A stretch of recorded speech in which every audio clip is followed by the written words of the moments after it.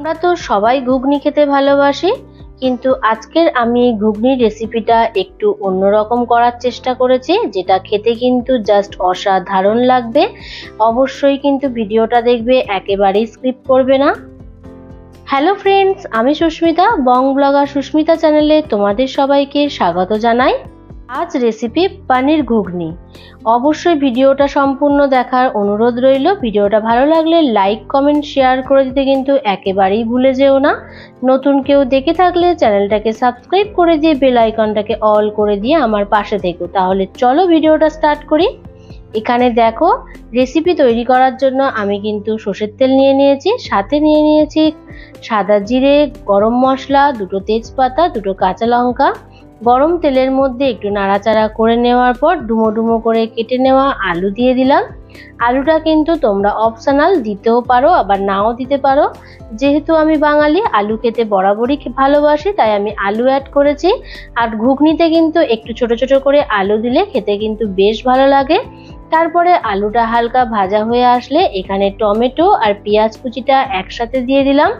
তোমরা মনে করলে পেঁয়াজ আর টমেটোটাকে আলাদা করেও ভেজে নিতে পারো, কিন্তু আমি এখানে একসাথে দিয়েছি। এই গ্যাসের ফ্লেমটাকে হাই টু মিডিয়াম ফ্লেমে রাখবে। তারপরে নাড়াচাড়া করে নেওয়ার পর মিনিট 7 জন্য ঢাকা দিয়ে রেখেছিলাম। আর এই সময় কিন্তু গ্যাসের ফ্লেমটাকে আমি লো করে রেখেছিলাম।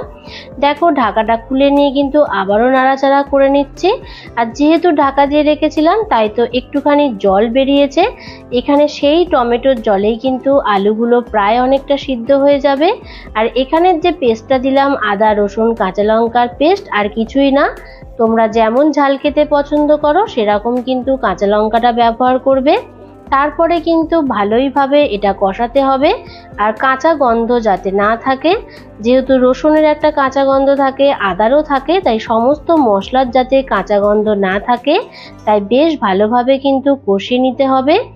আর সাইড থেকে দেখবে যখন হালকাভাবে তেল ছেড়ে আসছে, সেই সময় কিন্তু মশলাগুলো দিয়ে দিতে হবে। এখানে অ্যাড করে দিলাম 1 চামচ মতন হলুদের গুঁড়ো, 1.5 চামচ কাশ্মীরি রেড চিলি পাউডার, স্বাদ অনুযায়ী লবণ, আর যাতে ঘুগনির টেস্টটা একটু সুন্দর হয় সামান্য একটু চিনি অ্যাড করে দিলাম। তারপরে এখানে দিয়ে দিলাম 1 চামচ ধনের গুঁড়ো, 1/2 চামচ জিরের গুঁড়ো। আর এখানে আমি কাশ্মীরি রেড চিলি পাউডারটা ব্যবহার করেছি তরকারির রঙটা যাতে সুন্দর আসে। সমস্ত মশলা দিয়ে দেখো আমি কিন্তু এখানে বেশ ভালোভাবে কষিয়ে নিচ্ছি। আর এই সময় কিন্তু গ্যাসের ফ্লেমটাকে অবশ্যই লো করে রাখবে, না হলে কিন্তু তলাটা জ্বলে যেতে পারে, তাহলে তরকারির স্বাদটা অনেকটা কিন্তু বদলে যেতে পারে। তাই জন্য লো ফ্লেমে কিন্তু বেশ অনেকক্ষণ ধরে এটাকে কষাতে হবে। আর যখন দেখবে মশলার সাথে সমস্ত আলু মিশে গিয়েছে, সেই সময় আবারও ঢাকা দিয়ে দিতে হবে প্রায় মিনিট 3 জন্য। আবার 3 মিনিট পর ঢাকাটা খুলে নিয়ে আবারও হালকাভাবে দেখো আমি এখানে নাড়াচাড়া করে নিচ্ছি। আর এই বারে বারে ঢাকা দিয়ে কিন্তু, আর লো ফ্লেমে যেহেতু কষানো হচ্ছে, তাই জন্য কিন্তু আলুটা প্রায় 50% মতন কিন্তু সিদ্ধ হয়ে এসেছে। তারপরে সিদ্ধ করে নেওয়া মটরগুলো দিয়ে দিলাম। তারপরে সিদ্ধ করে নেওয়া মটরের সাথে আলুগুলোকে আবারও ভালোভাবে কষিয়ে নেব লো ফ্লেমে। বেশ এখানে অনেকক্ষণ ধরেই কিন্তু আমি কষিয়েছি। যে কোনো রেসিপিতে আমি বরাবরই বলে থাকি যে তোমরা কিন্তু যে কোনো রেসিপিতে যত বেশি কষাবে তরকারির স্বাদটা কিন্তু খুব ভালো আসে। তবে তোমাদেরকে আমি একটা কথাই বলবো, অনেক তো ঘুগনি খেয়েছো, কিন্তু একবার আমার মতন করে পনির দিয়ে ঘুগনি করে খেয়ে দেখো, অসাধারণ লাগবে। আর এই যে দেখছো ছোট ছোট করে আমি পনিরগুলো কেটেছি, এটা কিন্তু আমি পনিরটাকে বাটার দিয়ে ভেজেছি। আর তোমরা মনে করলে বাটারের বদলে ঘি দিয়েও ভাজতে পারো, তাতেও কিন্তু মন্দ লাগবে না, খাওয়ার স্বাদটা কিন্তু দারুণ আসে। এখানে ভালোভাবে পনিরগুলো ভেজে নেওয়ার পর ঘুগনির উপর দিয়ে দিলাম, দিয়ে আবারও পনির দিয়ে ভালোভাবে একটু নাড়াচাড়া করে নিয়ে কষিয়ে নেব। এই রান্নাটা কিন্তু সম্পূর্ণ লো ফ্লেমে করতে হবে। তোমরা নিশ্চয়ই ভালোভাবে লক্ষ্য করছো তরকারির তলাটা কিন্তু বেশ ভালোভাবে লেগে আসছে। যদি হাই ফ্লেমে দাও তাহলে কিন্তু জ্বলে যাবে, তখন তরকারির স্বাদটা একেবারেই ভালো লাগবে না।